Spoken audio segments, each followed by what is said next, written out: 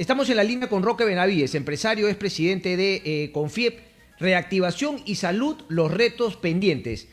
Roque Benavides, muy buenas tardes, gracias por atendernos. Muy buenas tardes, Cristian, muchas gracias por la entrevista.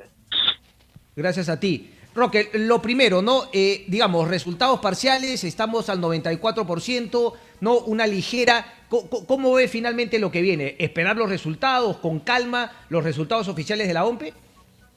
Yo creo que es la única manera. La autoridad responsable de definir los votos finalmente es la OMPE.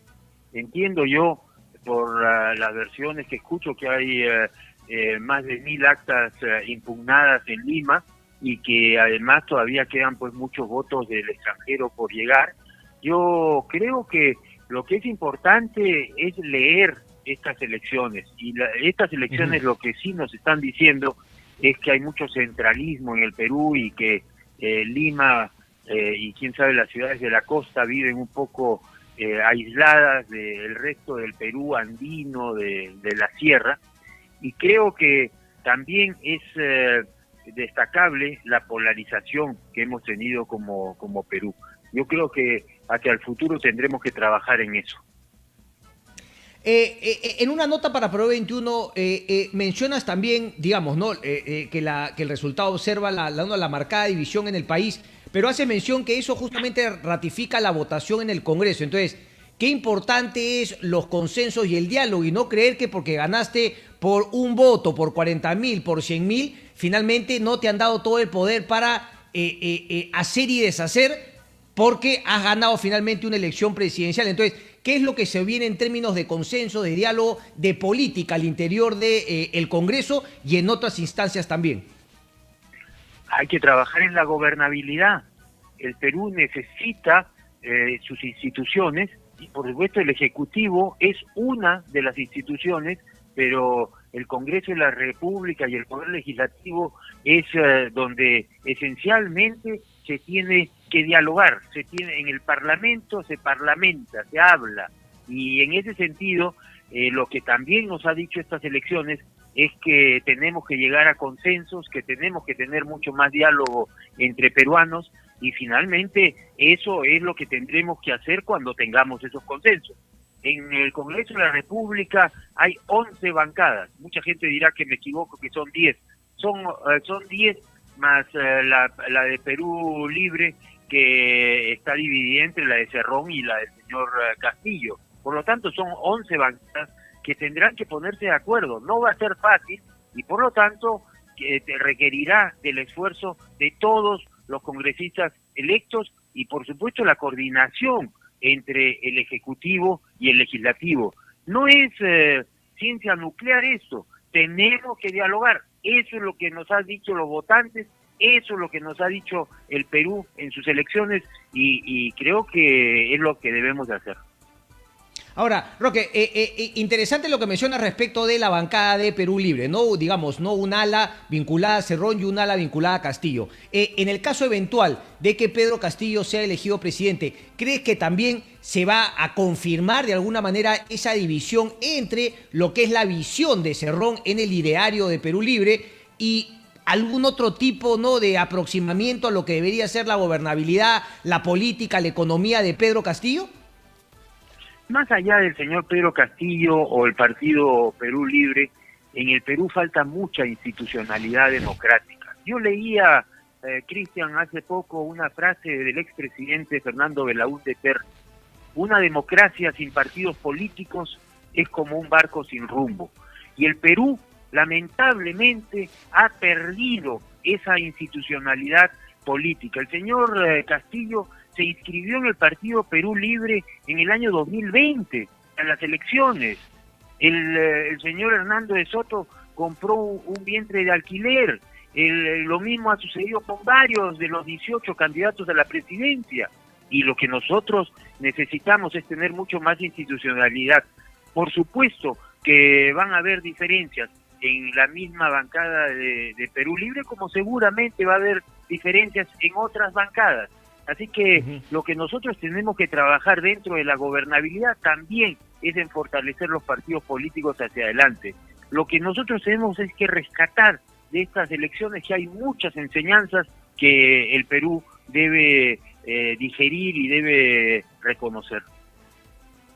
Más allá de, digamos, de temas, si se quiere, ¿no? De la ideología política de Perú Libre, de insistir con el tema de la Asamblea Constituyente, me parece que la ciudadanía, digamos, ¿no? Tiene como prioridad el tema de la salud y el tema de mejorar su situación económica, trabajo, etcétera. Entonces, eventualmente, gane quien gane, ¿cuáles deberían ser los primeros pasos? Teniendo en cuenta que, claro, ¿no? Perú Libre ha vendido justamente, ¿no? Hacer algunos cambios, si se quiere, al modelo económico, que imagino tampoco podría traicionar a los que han votado por él, pero al mismo tiempo con el riesgo de aplicar, digamos, medidas que probadamente han fracasado en otras partes. Entonces, ¿qué crees que debería hacer? Gane quien gane en términos de salud y economía. Yo creo que es fundamental en el frente social el tema de la salud, el tema de tener camas UCI, el tema de tener oxígeno, el tema de preparar talento, personal médico, y por supuesto la educación también es fundamental, no cabe la menor duda. Luego, en términos de la reactivación económica, tenemos que poner en valor todo lo que tengamos a nuestro alcance. Se han perdido muchísimos puestos de trabajo. Hoy día la pobreza se ha incrementado. Nosotros no somos insensibles a eso y tenemos que reactivar la economía del Perú. Y un tercer punto que también es fundamental es la gobernabilidad. Y la gobernabilidad significa que tenemos que llegar a consensos. Yo creo que quien llegue a la presidencia de la República va a tener que concentrarse en salud, en economía y en gobernabilidad. Esos son los frentes que tenemos más flacos en este momento y que el Perú espera de quien nos dirija a partir del 28 de julio. ¿Qué reformas o cuáles son los puntos por donde ir a mejorar esa gobernabilidad? ¿Se necesita, digamos, algunas reglas nuevas, nuevas leyes respecto de gobernabilidad? ¿O gobernabilidad pasa más por un acto político, finalmente, de los protagonistas en la política? Es decir, consensuar, hacer el esfuerzo de llegar al consenso y no querer patear el tablero con vacancias, con cierres de Congreso, etcétera. Entonces, esa es la pregunta. ¿Se necesita modificar algo en nuestra Constitución, en nuestras leyes, o la gobernabilidad se da justamente por capacidades de nuestros políticos?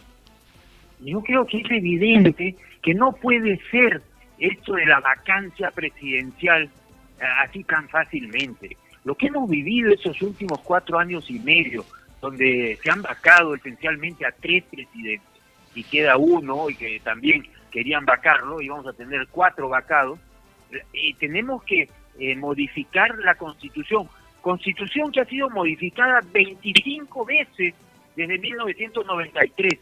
Quien quiera una nueva Constitución, en el fondo los mecanismos están puestos dentro de la Constitución para modificar lo que se deba o lo que se quiera modificar. Y yo creo que la gobernabilidad va por ahí. Creo que también la gobernabilidad va porque el presidente de la República no pueda cerrar el Congreso tan fácilmente como lo hizo ilegalmente el señor Vizcarra.